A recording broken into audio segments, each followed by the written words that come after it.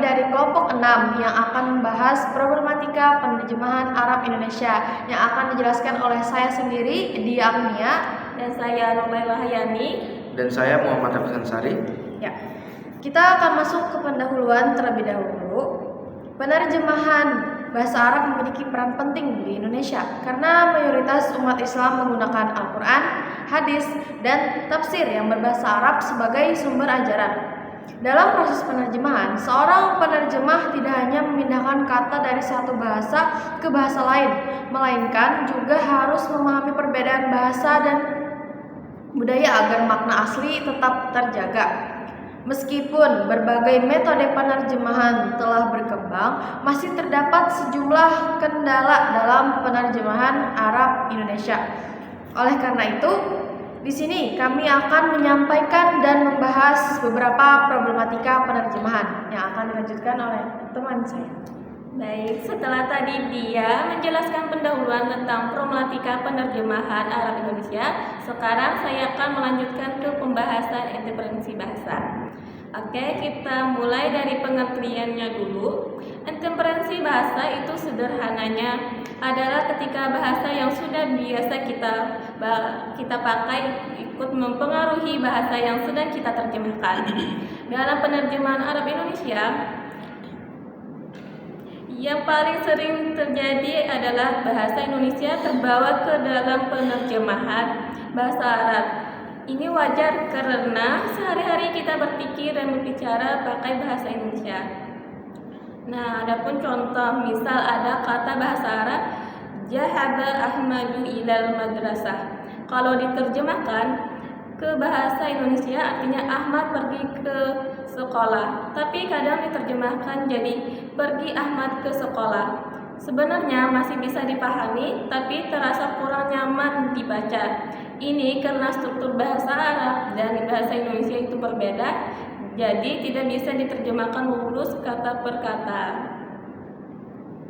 Nah, adapun contoh yang lain ada kata at-talibu. Kata ini artinya para siswa, namun sering diterjemahkan menjadi para siswa-siswa. Padahal dalam bahasa Arab kata tersebut sudah menunjukkan jamak, jadi tidak perlu diulang. Pengulangan ini muncul karena kebiasaan bahasa Indonesia terbawa ke dalam penerjemahan. Nah, jadi interferensi bahasa ini sering terjadi tanpa kita sadari. Kalau tidak diperhatikan, terjemahan bisa terasa kurang dan kaku dan kurang alami. Nah, setelah ini pembahasan akan dilanjutkan oleh teman saya pada bagian problematika teoritis. Ya. Selanjutnya masuk ke dalam pembahasan problematika teoritis dalam penerjemahan Arab Indonesia. Problematika teoritis ialah persoalan yang muncul karena perbedaan teori bahasa, budaya, dan metode penerjemahan antar bahasa Arab dan Indonesia. Nah, yang pertama, problematika teoritis itu dibagi menjadi 4 aspek utama. Yang pertama ada problematika linguistik atau semantik, sintaksis, dan morfologi. Bahasa Arab dan bahasa Indonesia memiliki sistem kebahasaan yang berbeda. Bahasa Arab akan kaya perubahan bentuk kata atau morfologi, susunan kalimat yang fleksibel atau sintaksis, serta makna yang luas dan kontekstual atau semantik. Akibatnya, penerjemah sering mengalami kesulitan dalam menemukan padanan yang tepat sehingga makna asli dapat berkurang atau berubah. Yang kedua, ada problematika konseptual dan kultural. Setiap bahasa lahir dari budaya yang berbeda. Banyak istilah Arab, terutama yang berkaitan dengan agama dan budaya Arab, tidak memiliki padanan yang sepenuhnya setara dalam bahasa Indonesia. Oleh karena itu, penerjemah harus memilih antara menyesuaikan istilah dengan budaya pembaca atau mempertahankan keaslian budaya sumber. Yang ketiga ada problematika interpretatif dan hermeneutik. Penerjemahan tidak hanya memindahkan kata, tetapi juga menafsirkan makna. Setiap penerjemah membawa latar belakang pengetahuan, pengalaman, dan pemahamannya sendiri, sehingga hasil terjemahan dapat dipengaruhi oleh sudut pandang penerjemah. Karena itu, penerjemahan khususnya teks keagamaan tidak tidak pernah sepenuhnya netral. Yang keempat, yang terakhir yaitu problematika metodologis atau literal dengan komunikatif. Penerjemah sering dihadapkan pada pilihan antara menerjemahkan secara harfiah atau literal atau secara komunikatif. Terjemahan literal lebih menjaga bentuk teks asli, tetapi terkadang sulit dipahami pembaca Indonesia. Sebaliknya, terjemahan komunikatif lebih mudah dipahami namun berisiko mengurangi nuansa dan pesan yang terkandung dalam teks kesimpulannya. Jadi kesimpulannya, problematika teoritis itu ialah upaya kita menjaga keseimbangan antara ketepatan makna, keaslian budaya, dan proses penafsiran. Selanjutnya akan dijelaskan kepada teman saya di akhirnya. Ya, baik. Kita akan masuk ke kosakata budaya dan metafora. Yang pertama, kosakata budaya. Kosakata budaya adalah istilah yang maknanya sangat terkait dengan budaya asalnya.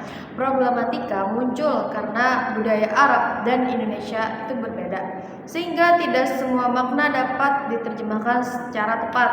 Misalnya, istilah bintu labun dan hikoh dalam bahasa Arab sama-sama diterjemahkan menjadi unta, tetapi mereka itu istilahnya berbeda karena merujuk kepada perbedaan usia dan jenis kelamin. Nah, begitu pula kata am dan khol yang keduanya diterjemahkan sebagai paman, sama-sama memiliki maknanya masing-masing. Itu. Solusinya dalam hal ini, penerjemah dapat menggunakan adaptasi budaya dan memberikan catatan kaki untuk menjelaskan makna khusus suatu istilah. Berikutnya kita masuk ke metafora. Metafora ialah penggunaan kata yang maknanya tidak sesuai arti harfiah, melainkan sebagai ungkapan kiasan. Kesulitannya terletak pada perbedaan sistem bahasa dan budaya antara Arab dan Indonesia. Misal, ungkapan tangan terbelenggu di leher yang terdapat di dalam Al-Quran itu bermakna kikir, bukan makna sebenarnya. Karena itu, penerjemah harus memahami konteks bahasa, budaya, dan retorika agar pesan yang terkandung dalam metafora dapat tersampaikan dengan tepat kepada pembaca. Ya, bisa dilanjutkan. Baik, saya lanjutkan setelah tadi dia membahas kosakata budaya dan metafora. Sekarang saya melanjutkan ke pembahasan literasi dan tanda baca dalam penerjemahan Arab Indonesia. Nah, jadi literasi itu gampangnya adalah mengalihkan huruf Arab ke huruf Latin, bukan menerjemahkan artinya. Contoh, kata Al-Quran, Latinnya Al-Quran, dan hadis, Latinnya hadis. Masalah yang sering muncul adalah penulisan yang tidak konsisten. Kadang ditulis Al-Quran, Al-Quran, atau Al-Quran. Dalam penulisan akademik, sebaiknya kita menggunakan satu bentuk penulisan yang konsisten, supaya rapi dan mudah dipahami. Nah, selanjutnya selain literasi, tanda baca juga penting. Kalimat terjemahan tanpa tanda baca yang tepat bisa terasa panjang dan membingungkan. Karena itu, tanda baca boleh disesuaikan dengan kaidah bahasa Indonesia selama makna dan dari teks Arabnya tetap terjaga. Nah, jadi literasi dan tanda baca membantu membuat hasil terjemahan lebih rapi, jelas, dan nyaman dibaca. Untuk penutup, selanjutnya akan disampaikan oleh teman saya. You didn't have to cut me off like that. I could never know we were nothing.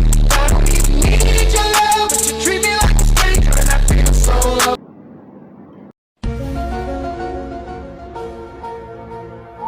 Betul. Iya, arti. Gimana ini materinya? Anjir, bukannya. A few moments later. Terakhir ialah masuk ke kesimpulan.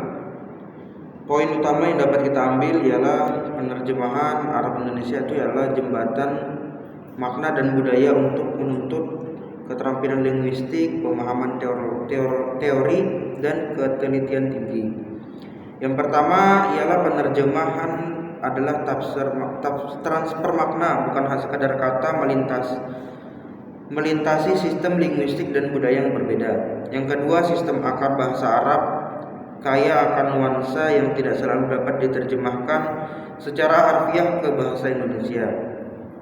Yang ketiga, interferensi bahasa pertama memengaruhi kualitas hasil terjemahan secara signifikan. Yang keempat, teori penerjemahan membimbing pendekatan dan pilihan interpretasi yang tepat bagi penerjemah. Yang terakhir ialah kosakata budaya, metafora, dan transliterasi memerlukan sensitivitas dan presisi dalam penanganannya. Ya, cukup sekian yang kami sampaikan. Terima kasih banyak atas segala perhatiannya dan mohon maaf atas segala kekurangan dari kami atas perkataan yang kami sampaikan. Kami tutup. Assalamualaikum warahmatullahi wabarakatuh.